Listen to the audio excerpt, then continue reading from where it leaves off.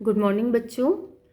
मैंने इससे पूर्व की क्लास में आप लोगों को समझाया था कि चक्रवृद्धि ब्याज कैसे ज्ञात करें, मिश्र धन कैसे ज्ञात करें और प्रश्नावली 13.1 के प्रश्नों को बनाने को भी कहा था और आप सभी ने बनाया भी है। आज मैं प्रश्न नंबर 3 को क्लियर कर देती हूँ। प्रश्न नंबर 3 में है, एक किसान डीजल पंप लेने के लिए ग्रामीण बैंक से 5,500 रुपये 4% वार्षिक चक्रवृद्धि ब्याज की दर से कर्ज लिया। वार्षिक गणना पर ज्ञात कीजिए कि 2 वर्ष पश्चात किसान बैंक को कितना रुपया देगा। अब यहाँ पर हमको ये समझना जरूरी है कि इसमें मूलधन क्या है। मूलधन किसे बोलते हैं?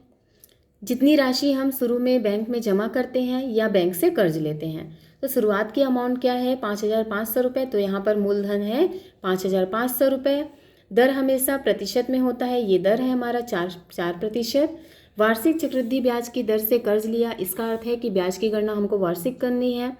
तो समय हो जाएगा हमारा 1 वर्ष, चूँकि 2 वर्ष है, समय 2 वर्ष है, लेकिन हमको वार्षिक गणना करनी है, इसलिए 1-1 वर्ष करके हम ज्ञात करेंगे, ब्याज ज्ञात करेंगे। वार्षिक गणना पर ज्ञात कीजिए कि 2 वर्ष पश्चात किसान बैंक को कितना रुपया देगा। अब यहाँ पर 2 वर्ष के पश्चात किसान बैंक को पैसे जो कर्ज लिए हैं उसे वापस करेगा।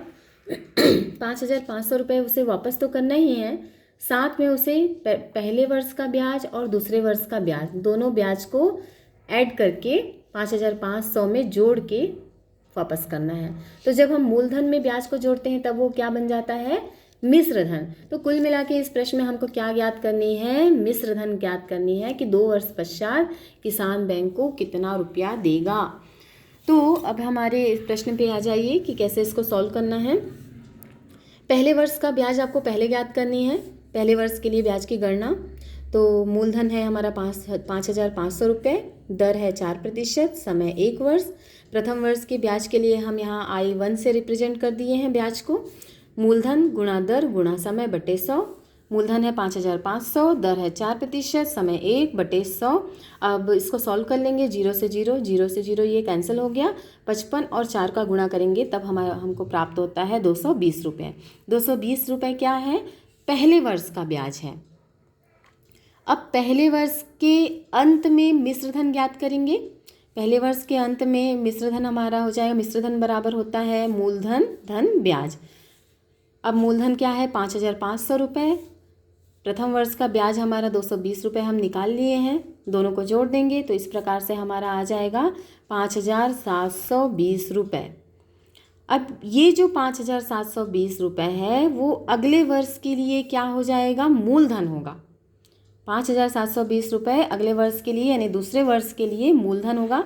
तो अब यहाँ पर चेंज हो गया मूलधन, मूलधन बराबर 5,720 रुपये, दर है 4%, समय 1 वर्ष।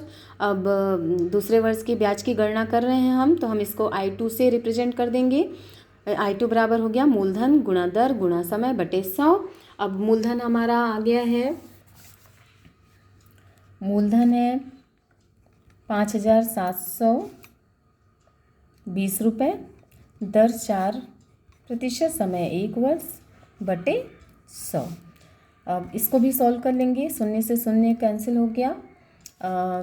इसे भी 2 दूनी 4, 2 पंचे 10 और 572 को 2 से गुणा कर देंगे तो ये आ जाएगा 1,144 बटे ये जो 5 है ये हर में आ जाएगा।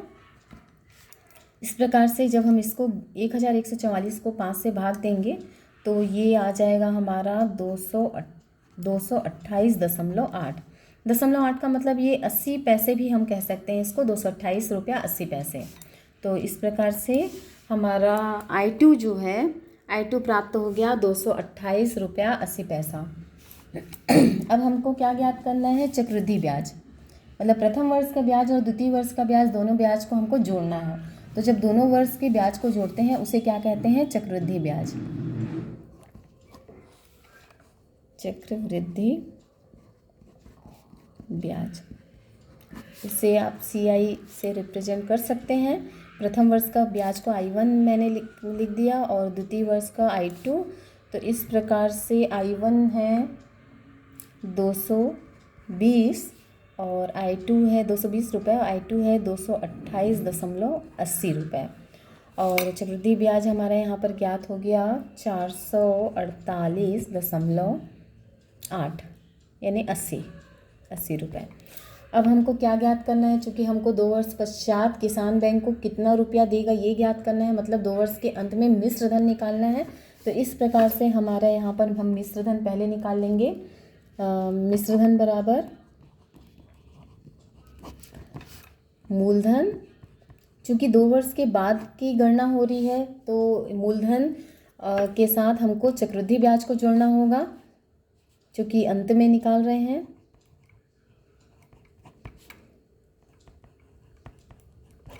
मूलधन है 5,500 रुपये और चक्रवृद्धि ब्याज है 448.80। इसे जोड़ लीजिए।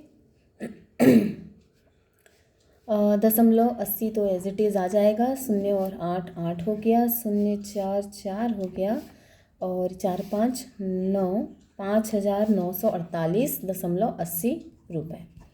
ये मिश्र धन आपका प्राप्त हो गया जो किसान बैंक को रिटर्न करेगा। तो अंत में हम लिख देंगे अतः किसान 2 वर्ष पश्चात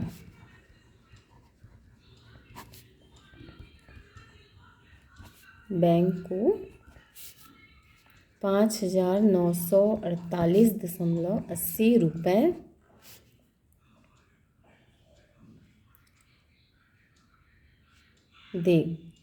देगा। ठीक है, तो इस प्रकार से इसको बनाना है। ठीक है बच्चों, आप सभी को समझ में आ गया होगा। प्रश्न नंबर 4 में देखिए आपको क्या ज्ञात करना है। अनुराधा ने किसी संस्था में 5% वार्षिक ब्याज की दर से 8,000 रुपये जमा किए।